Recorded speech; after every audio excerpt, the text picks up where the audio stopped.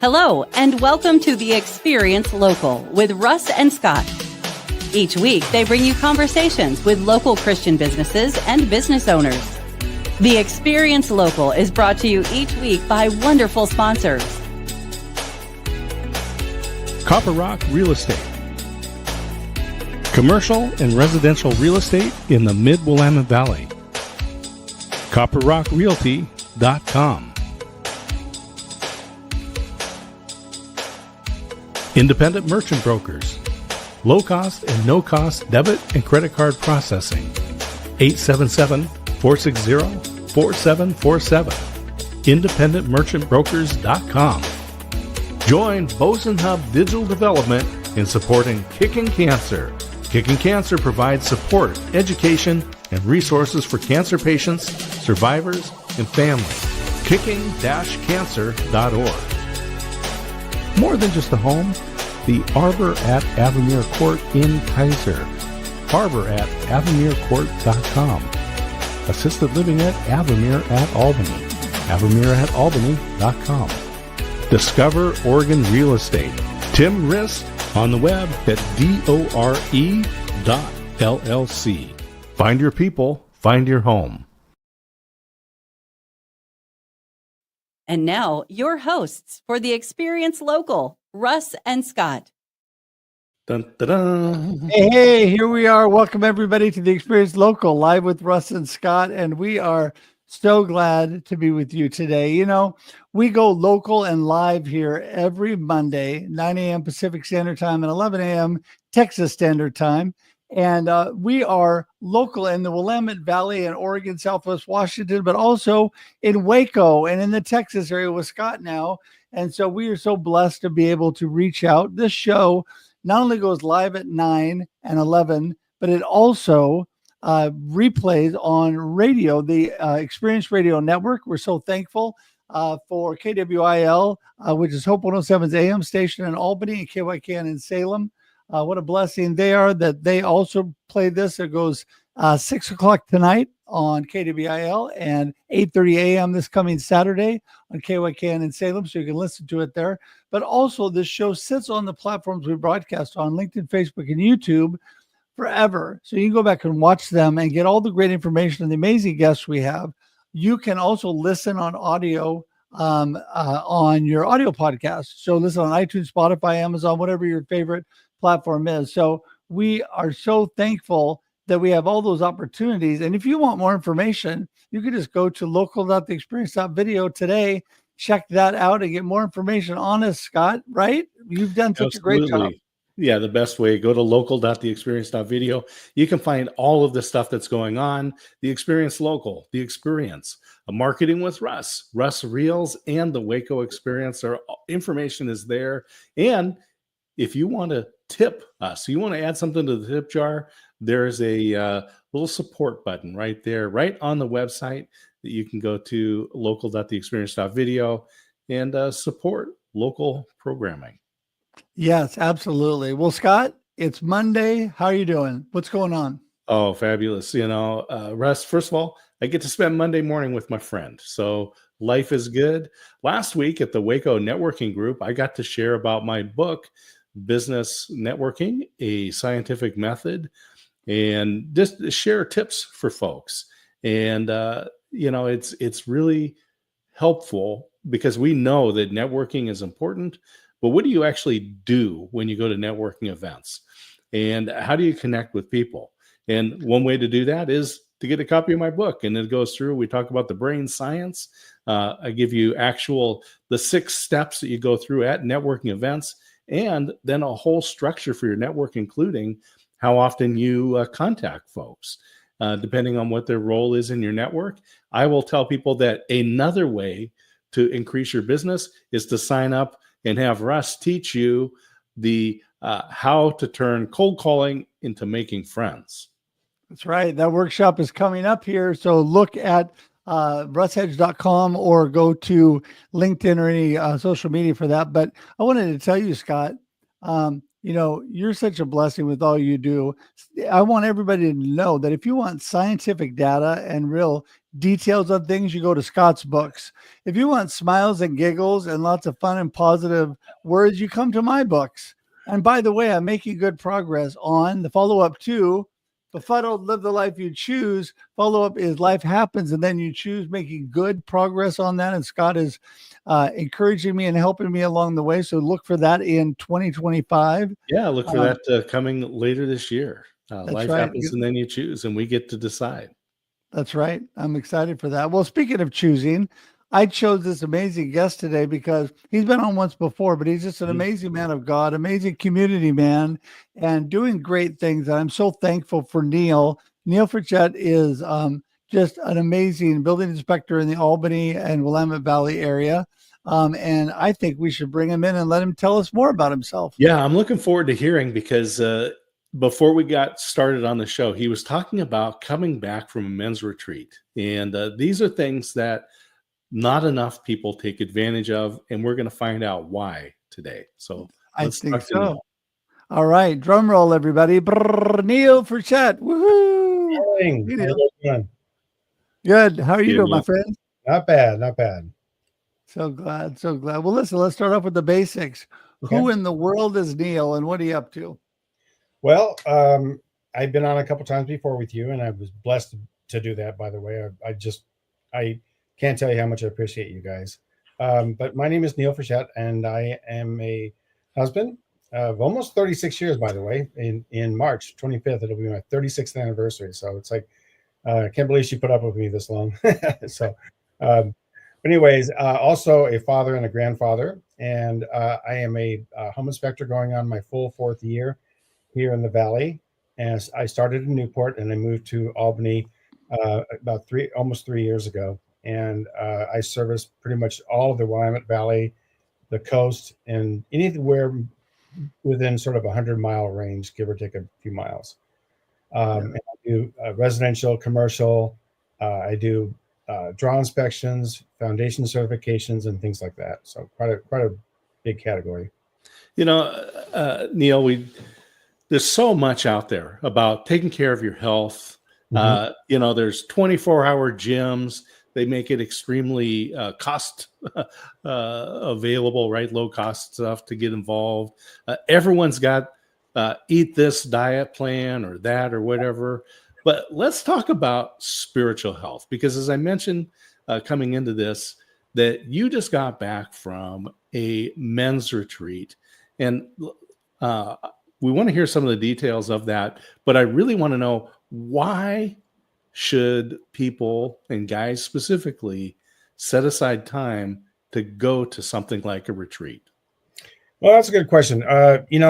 For me, I've always been kind of a loner to some degree. I mean, I have friends and things like that too, but, especially when it comes to spiritual matters, I kind of tend to, I have a tendency to be more of a loner and not really fellowship a lot with other men in particular, especially on men's retreats. But I decided to go this time around, and it was really actually very good. We went up to, it was 3 different churches. It was the church I go to verbatim, and it was Calvary Chapel, Crawfordsville, I believe. And then one other church, I think in Dallas Calvary Chapel, I believe. And I met some new guys, and we went up there and we just had a great time of fellowship. It was up the McKenzie River, up at Camp White Branch, I believe it is. And it was a good way for me to kind of come out of my shell, spiritually speaking, and talk to other brothers and realize that, you know what? We're not in this battle by ourselves, because sometimes it's easy to think when you go through your trials and your tribulations that you're the only one who's going through those things. And so to hear other men talk about some of the same struggles I'm dealing with, finances, just living, things like that, all those things, it's quite valuable, because, one thing they talked about was having a battle buddy, and one of the preachers was preaching on like military strategy, kind of like, that we are in this spiritual battle, and we don't want to go in there alone, and we're not made to go in there alone. We're made to go there with other brothers and fight that battle together with the Lord. So it was very good. Yeah, I have really loved and enjoyed the men's retreats I've been able to go to. It's just really good to get away, I think, and be able to focus on something. We were talking the other day about multitasking and opposed to single tasking. Well, multitasking is a myth because you can't multitask. You can only focus on one thing at a time. And we men are slower and worse at doing it than women who can switch back and forth faster. But I Yeah. think when you go and you focus and you single task on God and you Mhm. get away, I think that's so important. And I think that can drive your whole life. Talk a little bit, Neal, about how that really strengthens your foundation for your job, for your interaction with people in the community and all that you do. Well, going back to that theme where the pastor was talking about having a battle buddy, so it's nice. It's like once in a while if you're going through something hard, I can literally just text a guy, um, and just say, hey man, I need some prayer. I'm really struggling in this area or that area, and having that, and the first and foremost, my first battle buddy was my wife, bar none, right? We're partners. We're a team. We've been together for 36 years. That's my number one foundation with her, other than the Lord. And then next are all those men that I can talk to and say, hey, I'm hurting, man. I need some help, or I need some prayer. Or they do the same thing with me, and I can reach out and say, hey, what can I do for you? Anything. Give you the shirt off my back if that's what you need. And that helps me not only just in my regular daily life, but everything I do, because as a believer, you shouldn't just be a believer on Sundays and then kind of do your thing during the week. It should be part of your business. It should be, when I do inspections, I do it as unto the Lord, like the Bible says. I don't do it perfectly because I'm not perfect, but you know what? That's my attitude going into it, and I'm going to be there and do what I need to do the way that God wants me to do it. So. Yeah. I remember it was probably 10, 12 years ago. A friend of mine recommended a book called Why Men Hate Going to Church. Right. And it wasn't about why men don't want to be Christians or be followers of Jesus, but it was just, why do men not want to go to church? And a lot of it was, a lot of the book was about kind of this 19th century church that we live with that was really designed for women and children. And, you give a guy who's working and has got big hands with calluses, and you give him a Bible with those little onion skin pages and it's Bible races, and you're in there, turn here and turn there and turn, and, it becomes defeating. And men don't want to get involved in things where they can lose, right? If I know I can't win, then I won't play, right? And so I like this idea of a battle buddy, because it's not let's just call it that Renaissance image of Jesus, right? We're talking about a guy who's out there working, right? He was a carpenter. This guy worked with his hands. He had what it takes physically to do this. He did battle. He went in, and when the leadership was leading people astray, he had emotion and turned over those tables of the money changers. And we need to have this kind of masculine view of who we should be as leaders. And so how do you fit that into your life as a Christian, as a business owner, as a member of the community? Well, how I do it for me personally is the very first thing I do in the mornings. It was once I get up, I have a cup of coffee and I sit down for about an hour and a half, and I read the Word. And I've noticed that if I'm like in a rush and I say, well, I don't have time to read it today, or study it, my day it just doesn't feel right. It's basically like going out into battle with a BB gun, and not a machine gun. And so it's like, okay, that's not going to work. So I first prioritize that time, and that's when I go and I spend time in the Word. And then once I do that, and I've spent time in the Word, and I pray and I commit my day before the Lord, and I first and thank Him as well, I can just about face anything. And then if things get too overwhelming, that's when I reach out to people and say, hey, man, I need some prayer, I need some help, or whatever. But I try to bring that into my business too as well. And because, my clients deserve somebody who's honest and has integrity, and they're paying for an inspection. They don't want me to rip them off. Right. And so if I just give them a fair price and I do the work, and I only do, like I said before, on the podcast in the past, that I only do one inspection a day, because I don't know what that house is going to bring. Sometimes it might be a very simple, easy, inspection. And other times it could be really challenging with a lot of defects. So my job is to do the best for my client, be there as long as it takes. And if it takes 3 hours, so be it. If it takes 5 hours, so be it. But the thing is to always do the right thing in both personal and professional as well. I love that. Always do the right thing. Yeah. I think you are so good at that too, Neal. And what I really love is, your focus in the morning. You talked about prioritizing God, getting that alone time in the Word, and then taking that to your community. And I think, community is so important, because like you talked about, we're better together, praying for each other, helping each other out.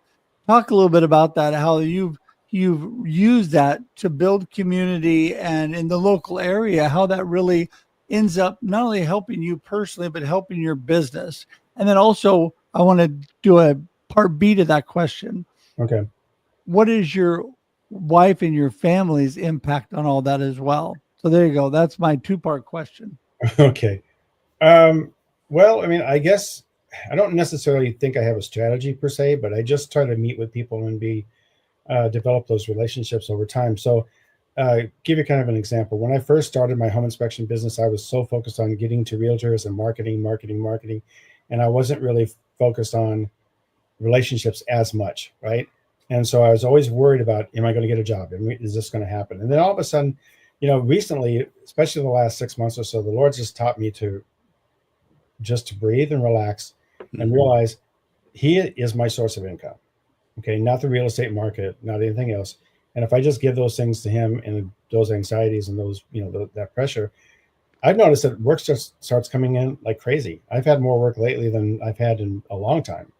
And it's because I have developed those relationships with people, with realtors that know me and like to use me. And so that's, having that community. And here's the thing, it's not about developing a relationship so you can get work, right? But it's just being real and actually just developing the relationship, even if I don't get the work. So even if I meet with a realtor or somebody else and they don't give me work, okay, they don't give me work, I still want to be their friend. I still want that relationship. So.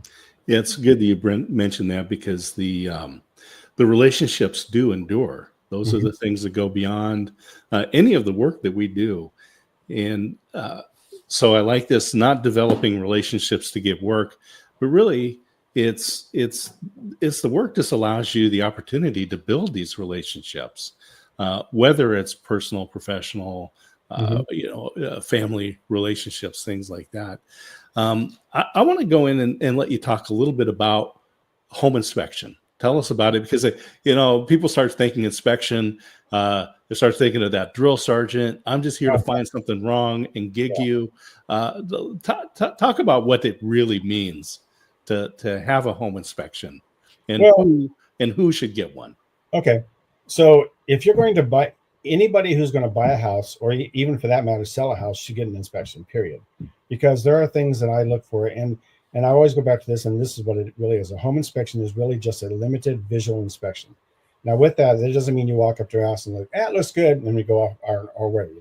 I start with the roof, then I do the exterior, the lots and the grounds, then I do the attic, the crawl space, and then the interior, and finish up with like things like plumbing and electrical and things like that. But a case in point, I had a house last week in Dallas that I did this for this 89-year-old lady. She's just sweet lady, right? She loved this house. It was remodeled. It was a beautiful house, actually. It was really done really well. However, when I got in the crawl space, I found that the foundation was put together with rocks, literal rocks. And so instead of having a footer and a post and connecting to the beam, it had a rock and a bunch of 2x6s. And it's like, oh gosh. And I hate to be the bearer of bad news, but I can't. I've got to be honest with her. And the foundation was a total defect. I mean, it was bad. So if a person were to just go by the cosmetic or the looks only, she would never have known that. And she was thinking this was a great house. But once she got my report, whether or not she followed through in buying it, I don't know. But at least I gave her that ammunition to say, okay, well, we can negotiate the price, or we can move on. Get repairs done, or we can move on to another sale, something. So it really honestly protects you, the buyer, from getting a lemon. And so sometimes, and it can be disappointing if you're the buyer looking forward to getting that house. But my question is, wouldn't you really want to know what's down there? So rocks in the basement. Yeah, it was pretty bad, dude. I mean, it was bad. So well, I think what is such a blessing about you, Neal, is that you really care, number one, and people see that. And I think when we're dealing with people in our community, they want to work with people. We say the old adage, they know, like, and trust, right? People that they get to know you, they really like you, they can trust all that you do. And when you show that, people don't, I love the John Maxwell quote, people don't care how much you know until they know how much you care. When you show them you care, what that does is it helps you with that long-term relationship. And my favorite thing that you said a little while back was that you stopped worrying about whether you got the work or not. You left it up to God, and you're doing your part. I think, you know what? We do what we can do, and we leave the rest to God, and good things happen when we trust Him. I have learned that in my own life, to make things happen. God spoke to me, impressed on me here within the last year, this phrase that was, I don't have to figure it all out because God's already got it all figured out. Right. And so we're always trying to figure things out. And I think in business and life and community, if we do the right thing, if we treat people right, good things are going to happen. So I got to go back to your beautiful wife of almost 36 years. We're at 37 plus, by the way, so close to you, just a little bit ahead. My beautiful wife and I, but I married way up like you, thank God. And, but how does she really reinforce all that you're doing and help you through your business and all that you got going? Well, aside from God, right? She really is my rock. I mean, she is my boy. I mean, it would take more time than we have in this podcast to really explain all the, how my wife is, but she's my best friend. I mean, and that's not a hyperbole or a cliche. She really is my best friend. I married my best friend in 1989, and we have been through tough times. We've been through wealth and through poverty and through sickness and health and with all these things. And she's always been there, and she's my rock here, and she's my sounding board. And so we make decisions together. We, I don't pull that thing like I'm the head of the household. This is how it's going to get done. No. We're a partnership, right? And we lean on each other, and having that relationship with my wife is why I think, and quite honestly, why I've been successful in what I do in everything. And it was the same thing when I did X-ray for 15 years, and doing home inspection now for the last 4. So it's like she's without my wife, a lot of stuff wouldn't get done. And the other thing too is I always tease. If I have a computer problem, I say, well, I'll have my IT guy look at it. Well, my wife's my IT guy. So that's not a competition. We're coming up on 41 years this August. So awesome. Just it feels good. In fact, we were just talking about that this morning. So it's a good thing to have your best friend, isn't it? Nearby. So I'm just thinking about advice. We were talking about the business and building relationships, taking care of your spiritual health. You've got, came back off the retreat, but that was really an extension of this daily routine that you have, which, as people will know that they listen to Russ and I on the various programs, we talk about the importance of that, especially beginning your day on the right foot. What types of advice do you have to share with other men out there who just feel like they need to level up their game, specifically spiritually, and then how it affects the other aspects of their life? Well, I think that's a relatively easy question, because it comes down to where in the 10 Commandments, in the first commandment, love the Lord your God with all your heart, with all your soul, with all your mind, and with all your strength, and then love your neighbor as yourself, right? And if you can get to that point where you're so dependent, and I'm not saying I'm there yet, okay? I've got a lot of faults, but if you love the Lord your God with all your heart, all this other stuff will come into place, right? And then if you love your neighbor as yourself, and what does loving your neighbor look like? Does it mean your next door neighbor, or like only have to love this guy next door, not the guy down the street, right? It means loving people that sometimes are not very lovely to, not very, or difficult to love, I should say.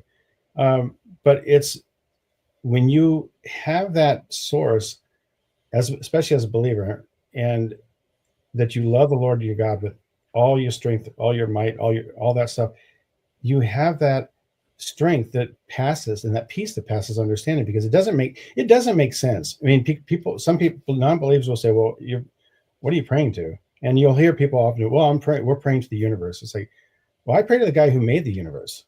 Okay. That's who I pray to, the creator of the universe. And there's only one God, and his name is Jesus. And that if you have that foundation, and then you associate yourself with brothers and sisters who have that belief too as well, you're unstoppable, man. I mean, you can do anything, and you can get through anything. So it's like, without that, life is meaningless, at least in my opinion. Yeah, no, I agree with you 100%. And, I just love your attitude and the way you approach things. That's why you and I get along so good. And just so thankful for your heart and all that you do. And we're in the wrap-up time, so I just need you in the next minute here to let us know, what is your gold nugget you want everybody to remember from today's conversation, and remind people how they get in touch with you so they can reach out to you and Rising Tide Home Inspections. Yeah, not end up with rocks in the basement. There you go. Yes. Well, I don't know if I have any gold nuggets or not, but I guess it goes back to the gold nugget. And here's the thing: if you don't know Christ, and if you're not a believer and you're watching this, just give him a chance and open up your eyes and your heart to him, and open your mind to him, and you would be amazed. Because I'm telling you, people who say these things, this isn't just some wishy-washy thing. This is real. The difference is God makes everything good. He makes all things new. So with that part of it, and then the other part is get a home inspection, because if you're going to buy a home and you're going to invest $400,000 or $500,000, you're looking at spending 0.01% of that money to find out if it's a good house. Right. And the way they can reach me is through my phone number, which is 541-206-1347, and then also at risingtide2020.net. That's my website. Okay, so the website and your social media is there. Say your phone number one more time. Yeah, it's 541-206-1347. Okay, we'll get that up as well. All the information is there, everybody, for you to contact Neal today. And I just encourage you to do that. Reach out. And Neal, what a blessing. Thanks so much for being with us today. Oh, you're welcome. Thank you, guys. You bet. Thank you, Neal. It's I'm just going to go back to the home inspection for people. If you've been in your house for like 20 years, you may have done some remodeling. I would say it's worth getting an inspection to know where you might want to be putting some money, because you don't know about, maybe some beam is rotting and whatever. Anyway, and things change, and there's better products today to make your house safer. So make that tiny investment today. Get a home inspection done. Yep, I agree. And I tell you, there's a lot of good home inspectors, but reach out to Neal. And thank you all for just spending your time with us. This is the Experience Local, live with Russ and Scott, here at 9 a.m. Pacific every Monday and 11 a.m. Texas Standard Time. And until next week, Scott, we got to roll. So have an amazing, amazing week, and enjoy the experience locally. Every week. Thank you for tuning in to the Experience Local with Russ and Scott. Listen to the program on Spotify or wherever you listen to fine podcasts. Join in every Monday live at 9 a.m. Pacific on LinkedIn, YouTube, and Facebook. We look forward to seeing you next time on The Experience Local with Russ and Scott.